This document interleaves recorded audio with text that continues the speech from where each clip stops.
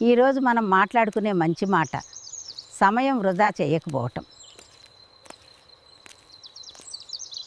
ఆ రోజుల్లో ఎవ్వరికి బద్ధకం అంటే ఏంటి తెలియదు.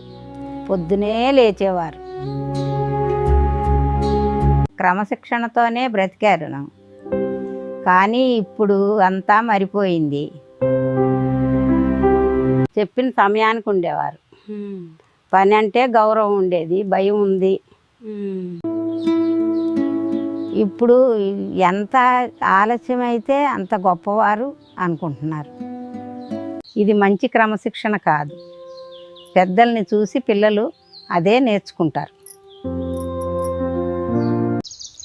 సమయాన్ని సరిగ్గా ఉపయోగించే పిల్లలు భవిష్యత్తులో చాలా వృద్ధిలోకి వస్తారు.